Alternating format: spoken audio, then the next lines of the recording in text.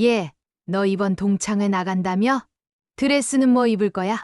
친구 미정이 건네는 말에 나는 애써 미소를 지었지만 마음 한켠이 무겁기만 했습니다. 40년 전 졸업한 고등학교 동창들, 60대가 된 우리들이 다시 모이는 자리. 반갑기도 하면서 묘하게 불안하기도 했거든요. 본격 사연 시작 전 구독과 좋아요 눌러주시면 큰 힘이 됩니다. 안녕하세요. 저는 서울 양천구에 사는 62세 주부 정미영입니다. 남편과는 결혼한 지 35년이 넘었고 아들은 독립해서 미국에 살고 있어요. 언뜻 보기엔 평범한 노년의 살 같지만 제 마음속에는 오랜 시간 쌓인 그늘이 하나 있습니다. 그리고 그날 그 동창회가 그 모든 것을 끄집어내는 계기가 될 줄은 몰랐습니다. 미영아, 나 수진이야 기억나지? 식장에 들어선 순간 반갑게 달려온 얼굴. 길게 손을 흔드는 여자 어디서 많이 본 듯한 얼굴이었죠. 근데 이상하게 마음이 불편했습니다. 수진아 오랜만이다. 수진. 고등학교 때 제일 예쁘고 남자들에게 인기도 많았던 그 친구. 졸업 후엔 완전히 연락이 끊겼다더니 이번 동창회에 뜬금없이 나타난 거예요. 저를 유난히 반갑게 부르는 것도 이상했고 시선도 이상하리만치 집요했습니다. 미영인 여전히 고상하네. 그때도 그랬잖아. 조용하고 다정하고 참 예쁜 아이였지. 그녀의 입꼬리가 올라가며 흘리는 말투에서 묘한 조롱이 느껴졌습니다. 제가 예민한 걸까요? 하지만 그때부터 어딘가 섬뜩한 기분이 들었어요. 저녁이 무르익고 술도 몇 잔 오간 뒤 분위기는 자연스럽게 부부 이야기로 흘렀습니다. 우리 남편은 요즘도 골프장 다니느라 정신없어. 미영이네는 어때? 남편은 뭐해? 누군가의 질문에 저는 웃으며 말했죠. 우리 남편은 사업 접고 이제 소일거리로 무역 쪽만 조금 해. 대부분은 집에 있어. 은퇴한 셈이지. 그런데 그 말을 듣던 수진의 표정이 단박에 굳었습니다. 혹시 이름이 장경호? 어떻게 알아? 그냥 비슷한 이름이어서. 예전에 알던 사람 이름이랑 같아서. 순간 주변이 정적에 휩싸였습니다. 그리고 수진은 억지 웃음을 지으며 자리를 피했습니다.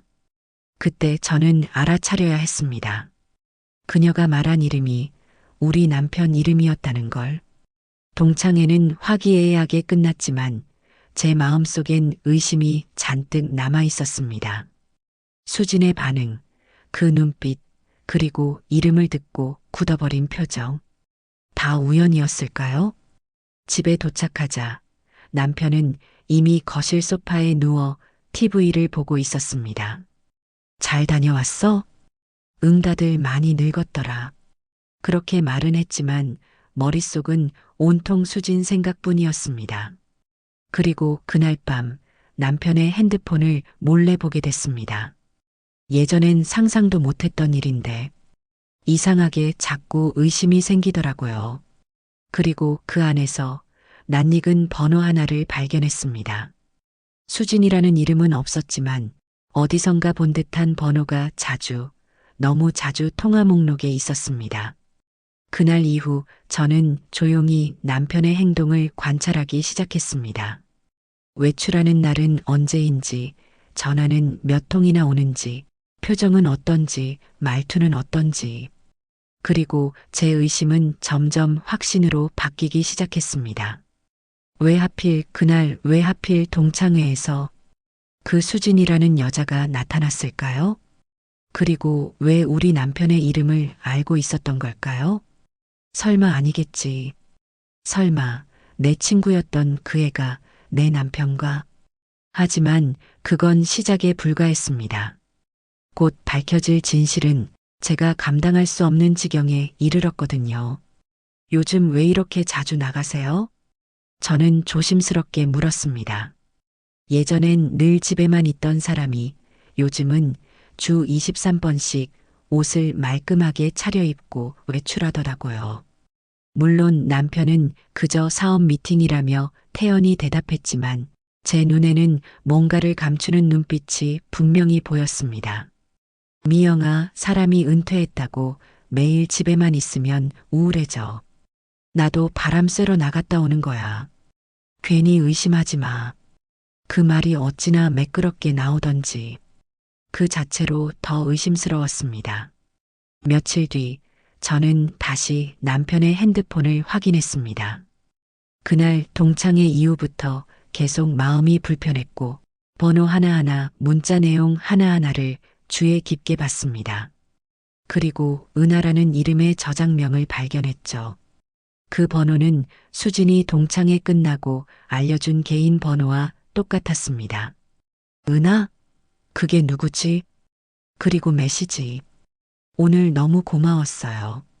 다음엔 더 좋은 데서 봐요. 경우 오빠, 잘 들어가셨어요? 꿈에 나올 거예요, 히읗히읗. 오빠? 저는 손이 떨렸습니다. 이 메시지를 보며 단순한 지인 관계가 아니라는 걸 직감할 수 있었습니다. 수진, 너 설마. 머리가 핑 돌았고 그날 밤 한숨도 잘 수 없었습니다. 이제 이 일의 진실을 파헤치지 않으면 제 정신이 버틸 수 없을 것 같았거든요.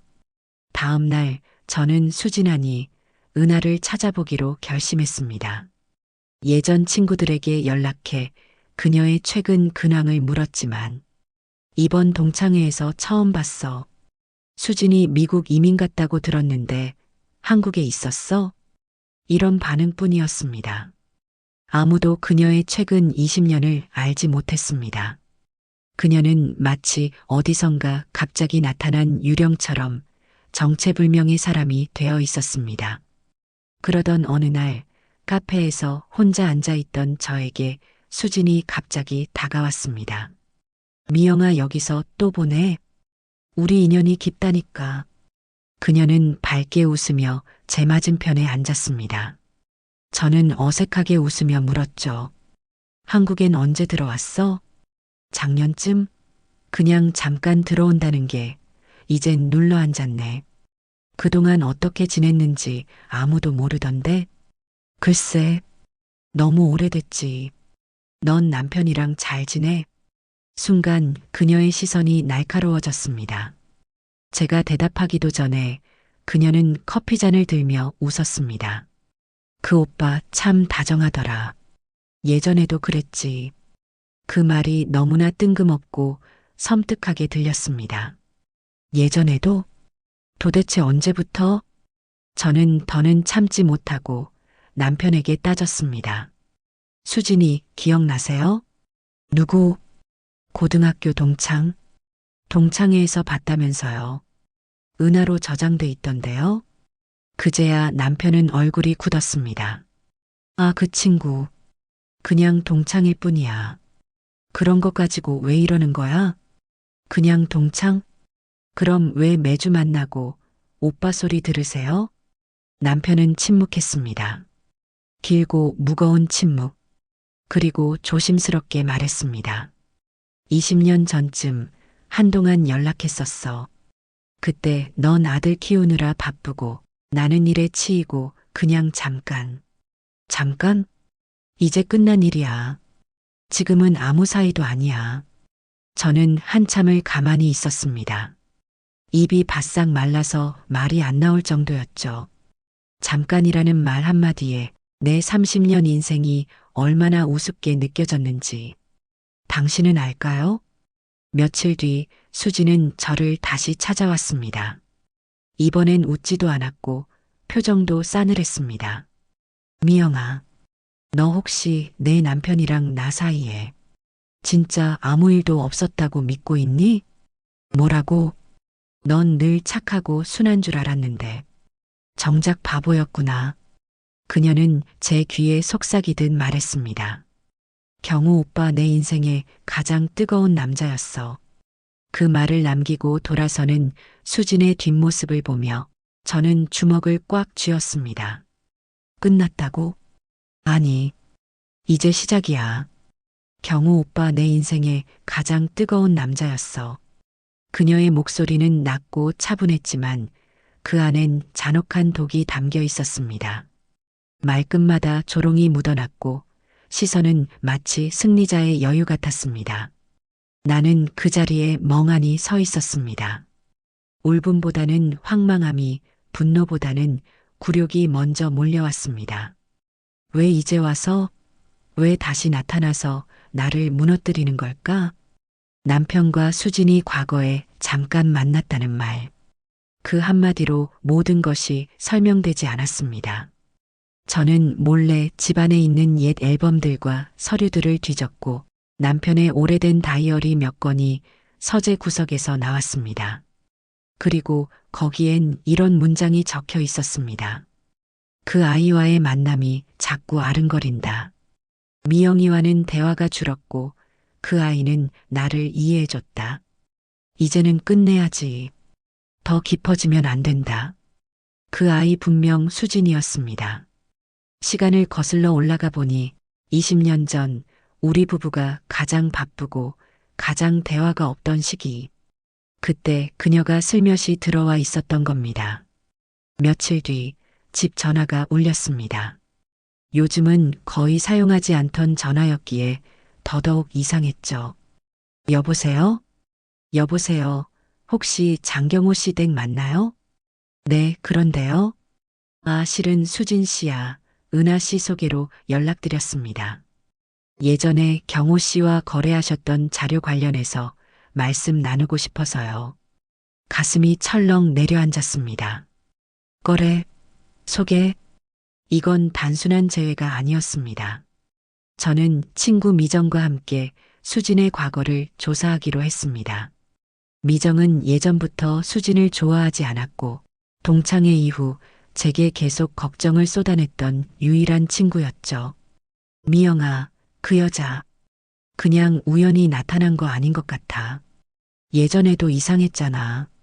남의 남자 주변 맴돌고 어디서 뭘 하고 살았는지도 아무도 모르고.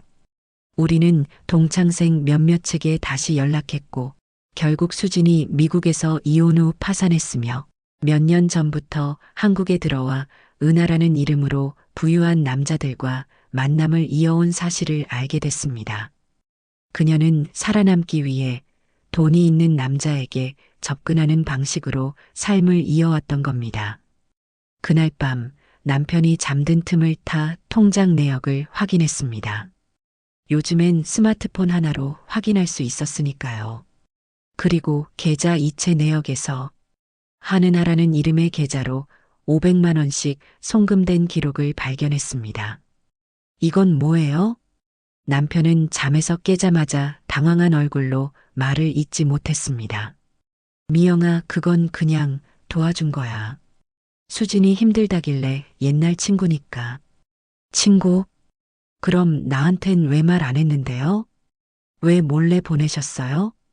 그 여자 이혼하고 돈 필요해서 지금 당신한테 접근한 거잖아요. 그게 그렇게까지 나쁜 의도는 아니었어. 의도요? 정말 그렇게 믿어요? 며칠 뒤 택배 하나가 도착했습니다. 보낸 사람은 무기명이었고 안에는 USB 하나가 들어 있었습니다. 컴퓨터에 꽂아보니 수진과 남편이 주고받은 문자 메시지와 통화 녹음 파일이 담겨 있었습니다. 그 안엔 남편의 목소리가 담담히 말하고 있었습니다. 내가 지금은 미영이랑 살고 있지만 마음은 내게 가 있는지도 몰라. 내가 그렇게 말하니 흔들린다. 하지만 지금은 아닌 것 같아. 지금은 너무 늦었어. 이 파일은 수진이 나를 무너뜨리기 위해 마지막으로 던진 칼이었습니다. 하지만 정말로 무너진 건 그녀가 아니라 제 마음속 남편에 대한 마지막 믿음이었습니다. 나는 남편에게 USB를 보여주지 않았습니다. 그저 묵묵히 바라봤습니다. 그가 아직도 수진과 연락하는지, 다시는 만나지 않을지. 이젠 중요하지 않았습니다. 이제 나는 내가 살아갈 길을 찾을 거예요. 당신 없이도. 그리고 수진에게 문자 하나를 보냈습니다. 수진아, 이젠 내가 불쌍하다. 내가 너를 이길 이유도 경쟁할 이유도 없어. 너는 내 인생에서 퇴장하면 그만이야. 그 문자를 보낸 후 이상하게 마음이 고요해졌습니다. 수진이 내 인생을 어떻게 흔들었든 이제 그 영향력에서 벗어나겠다는 다짐 때문이었을까요? 하지만 인생은 언제나 제 뜻과는 다른 방향으로 흘러갔습니다. 마이너스. 그날 아침 남편은 평소처럼 양복을 입고 외출했습니다. 미팅이 있다며 커피 한 잔을 마시고 문을 나섰죠. 그런데 저녁이 되어도 밤이 되어도 그는 돌아오지 않았습니다. 처음엔 별일 아니겠지 싶었지만 밤 11시가 넘어가면서부터는 가슴이 철렁 내려앉았습니다. 혹시 무슨 일이 생긴 건 아닐까? 수진과 다시 만난 건 아닐까? 아니면 나한테 미안해서 도망친 건 아닐까?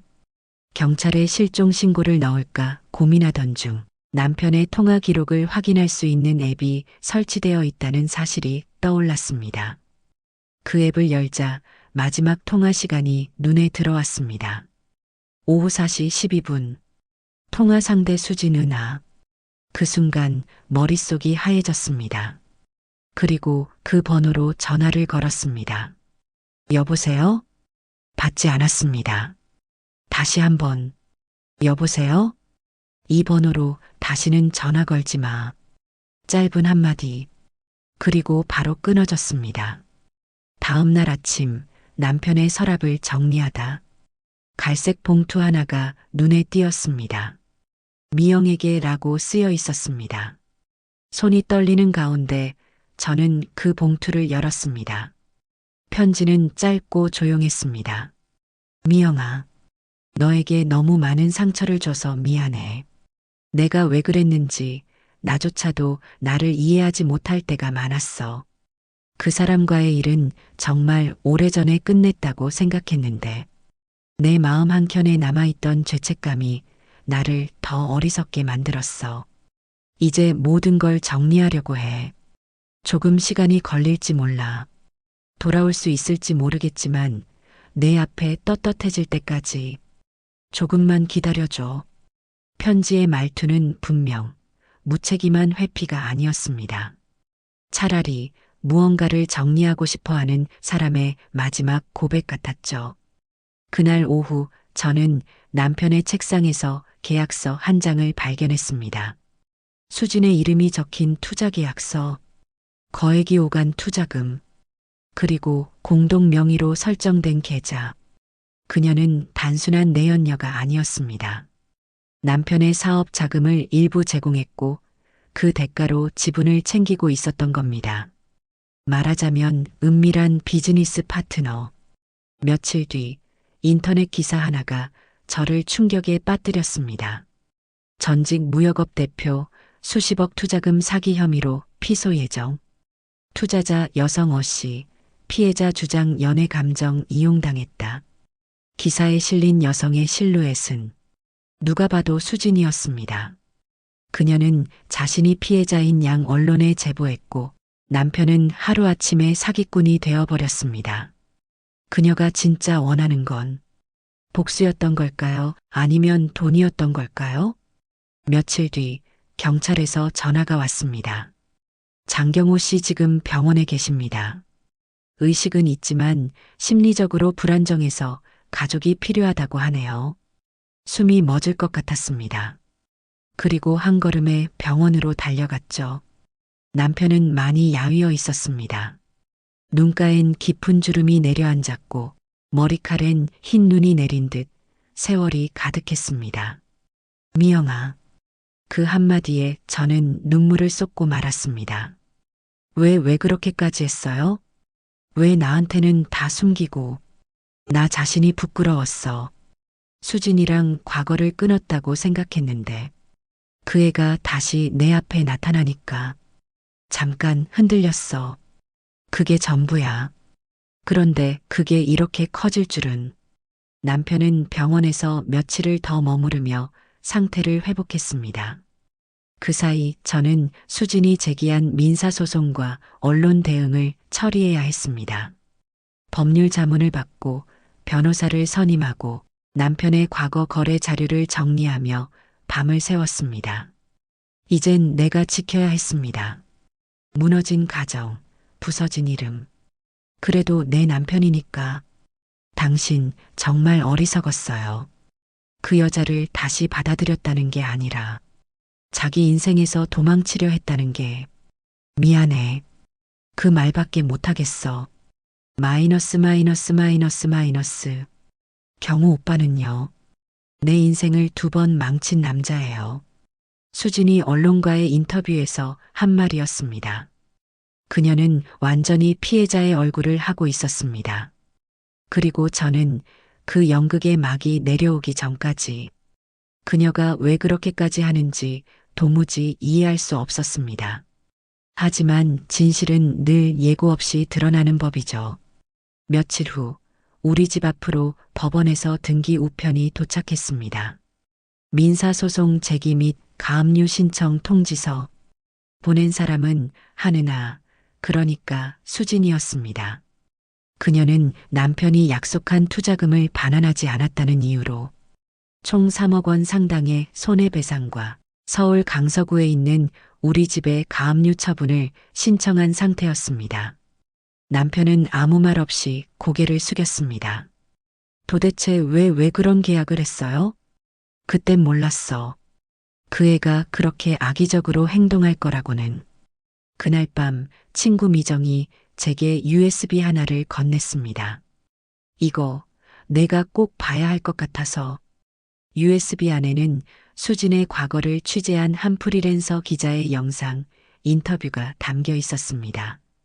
그녀는 10년 전 미국 샌디에이고에서 거액 투자 사기 사건의 공범으로 수사선상에 올랐지만 증거 불충분으로 기소유예 처분을 받았고 이후 한국으로 귀국한 인물이었습니다. 그녀는 늘 피해자의 얼굴을 하고 있었고 늘 다른 남자의 인생을 밟고 올라섰으며 그 남자들이 무너지면 곧바로 다음 타깃을 찾아 이동하곤 했습니다. 수지는 단 한 번도 사랑으로 누군가를 만난 적이 없었습니다. 법정에 선 수지는 이전과는 전혀 다른 얼굴을 하고 있었습니다. 고급 정장을 입고 연민 가득한 눈빛으로 판사를 바라보며 말했죠. 저는 이혼 후 경제적으로 너무 힘든 시기를 겪었고 장경호 씨는 그런 제게 희망처럼 다가왔습니다. 하지만 그분은 저를 이용만 했어요. 저는 모든 걸 잃었습니다. 그 말이 끝나자 재판정하는 무거운 침묵에 잠겼습니다. 그 순간 저 역시 증인으로 나서기로 했습니다. 판사님께 고개를 숙인 뒤 저는 조용히 말을 꺼냈습니다. 존경하는 재판장님, 저는 35년을 함께 산 아내입니다. 이 여자가 우리 가정에 남긴 건 단순한 금전적 피해가 아닙니다. 이 여자는 사랑을 무기로 사람의 마음을 무너뜨리고 가정을 파괴하는데 죄의식이 없는 사람입니다. 그리고 저는 USB를 제출했습니다. 그 안에는 수진이 미국에서 남자들에게 접근하고 돈을 갈취했던 과거 증언과 사진, 계약서가 고스란히 담겨 있었습니다. 판사는 수진을 향해 물었습니다. 피고는 이 자료에 대해 인정합니까? 수진은 아무 말도 하지 못했습니다. 그제야 그녀의 고개가 처음으로 아래로 떨어졌습니다. 하지만 사건은 여기서 끝나지 않았습니다.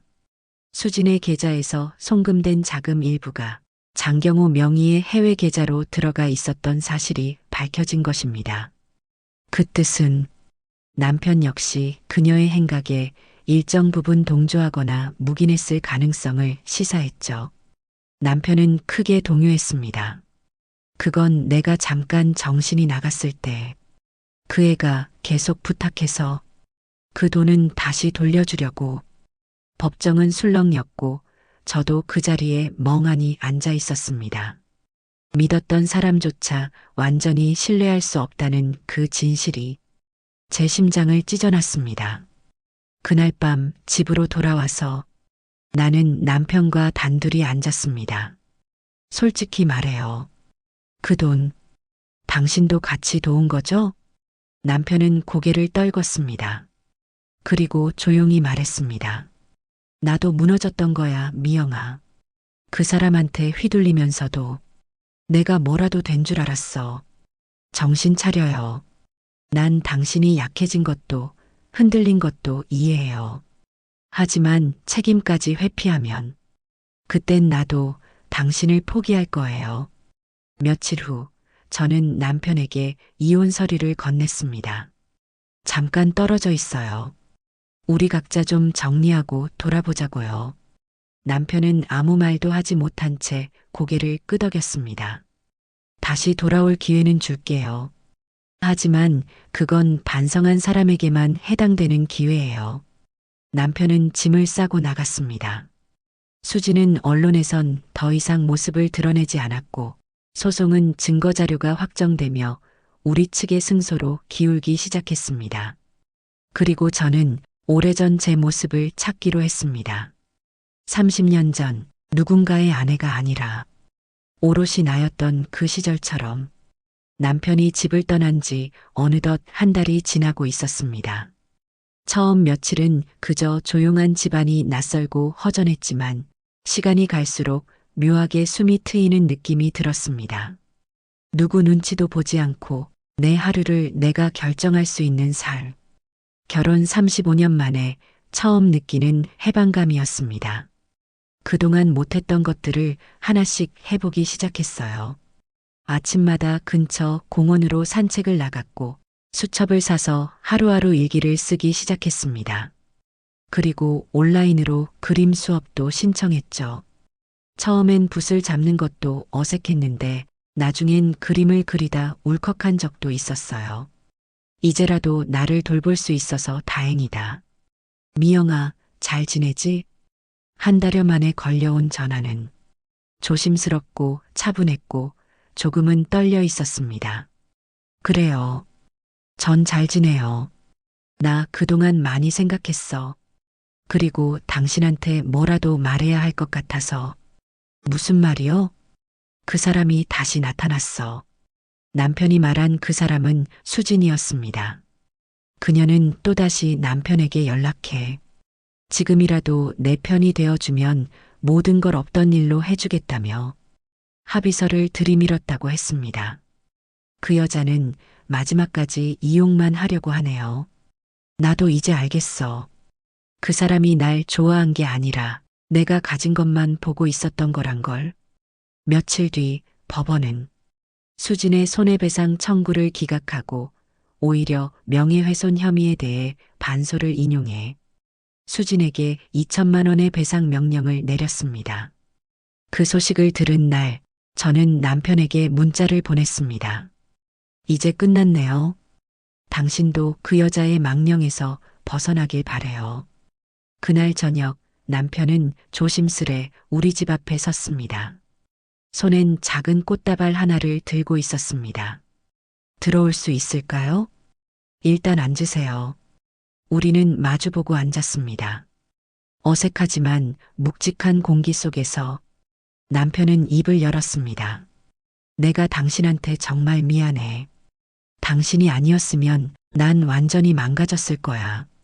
그 말, 진심인 건 알겠어요. 하지만 믿는 데는 시간이 필요해요. 사실 나 수진한테 마음이 있었던 거 맞아. 하지만 그건 당신이랑 대화가 끊긴 그 시기에 내가 너무 외롭고 어리석어서 그랬던 거야. 당신이랑 대화가 끊겼던 건 당신 때문만은 아니에요. 저도 노력하지 않았고 저도 외로웠어요. 잠시 서로 아무 말도 하지 않았습니다. 그러다 남편이 물었습니다. 그럼 우리 조금씩 다시 시작할 수 있을까? 며칠 뒤 저는 그에게 작은 쪽지를 건넸습니다. 당신에게 한 번 더 기회를 줄게요. 하지만 이건 두 번째이자 마지막 기회예요. 나 자신을 지키기 위해서 그리고 당신을 진심으로 믿기 위해서. 수지는 모든 소송에서 패소한 뒤 해외로 출국한 것으로 알려졌습니다. 그녀는 또다시 새로운 인생을 시작하겠지만 그 가면을 쓰고서는 결코 행복해질 수 없겠지요. 그리고 우리는 결혼이라는 이름 아래 다시 마주 앉았습니다. 완벽하지 않지만 서로의 상처를 인정한 뒤 비로소 사람 대 사람으로 대화하기 시작했기 때문입니다. 사랑은 때때로 배신도 거짓도 지나가지만 진심은 결국 돌아옵니다. 수진이 떠나고 소송도 끝나고 집은 다시 고요함을 되찾았습니다. 하지만 그 고요는 이전과 달랐습니다. 예전엔 일상 같던 침묵이 이젠 낯선 무게로 다가왔고 서로를 다시 알아가는 시간은 처음보다 더 조심스럽고 어색했습니다. 남편은 다시 집으로 돌아왔지만 저는 그에게 게스트룸을 내주었습니다. 잠시 각자의 방에서 지내요. 우리가 아직 완전히 돌아온 건 아니니까요. 남편은 고개를 끄덕였습니다. 당신이 허락해 준 것만으로도 고마워. 우린 같은 집에 살고 있었지만 마음의 거리는 여전히 멀게 느껴졌습니다. 하지만 그 거리만큼 우린 서로를 다시 바라볼 시간이 생겼습니다. 어느 날 제가 잠든 사이 남편은 제 침실 문 앞에 봉투 하나를 두고 갔습니다. 미영에게 그때 하지 못한 이야기들. 그 안엔 짧은 메모가 몇 장 들어 있었습니다. 당신이 해준 된장찌개, 회사 일로 짜증냈던 날에도 사실 너무 고마웠어요. 당신이 아들 유학 보낼 때 혼자 옷장 정리하며 우는 거 다 알고 있었어요. 말은 못 꺼냈지만 미안했어요. 나는 늘 당신보다 한 걸음 뒤에 있었어요. 그걸 모르고 내가 앞섰다고 착각했네요. 그 편지를 읽으며 나는 한참을 조용히 눈물을 흘렸습니다. 그해 봄 우린 마당에 화단을 함께 가꾸기로 했습니다. 삽을 들고 땀을 흘리며 흙을 뒤집던 그 순간 어느새 예전의 웃음이 조금씩 돌아왔습니다. 이 꽃 이름이 뭐더라? 무슨 꽃이든 간에 올해는 우리가 키우는 거예요. 함께 꽃이 자라듯 우리의 관계도 아주 천천히 하지만 분명하게 다시 뿌리를 내리고 있었습니다. 그러던 어느 날 미국에 있는 아들로부터 영상통화가 걸려왔습니다. 엄마, 아빠랑 같이 계시죠? 그래. 무슨 일 있어? 둘이 같이 밥 드시는 거 보고 싶었어요. 솔직히 말하면 이혼하신 줄 알고 며칠 동안 잠도 못 잤어요. 우린 동시에 웃었습니다. 우리 지금 다시 배우는 중이야. 어떻게 서로를 이해해야 하는지. 남편은 얼마 뒤 작은 자서전을 쓰기 시작했습니다. 미영아, 내 인생에서 제일 큰 잘못은 너에게 상처를 준 거고 제일 큰 행운은 그 상처를 너와 함께 치유할 수 있었다는 거야. 저는 남편 옆에 앉아 그를 정리해주는 역할을 자처했습니다. 우리는 그렇게 서로의 삶을 다시 꿰매고 과거를 받아들이고 조용히 노년의 연애를 시작한 셈이었습니다. 당신에게 화가 났던 모든 날도 결국 당신이 있어서 가능했어요. 이제야 알겠어요. 사랑은 잘못이 없는 사람에게만 주어지는 게 아니라 잘못을 인정하고 바꾸려는 사람에게도 주어질 수 있는 용기라는 걸. 당신이 용기 냈기에 나도 용서할 수 있었어요. 고맙습니다. 우리 같이 마지막까지. 수지는 이후 홍콩으로 출국한 것으로 확인되었으며 한국에서는 더 이상 활동하지 않았습니다. 그녀에 대해 더는 소식이 들려오지 않았지만 어쩌면 그녀도 어딘가에서 새로운 삶을 시작하고 있을지도 모르겠습니다. 우리 부부는 이제 하루 한 끼라도 꼭 마주 앉아 밥을 먹고 가끔 영화도 함께 보고 서로의 체온을 확인하며 잠드는 아주 평범한 기적을 누리고 있습니다.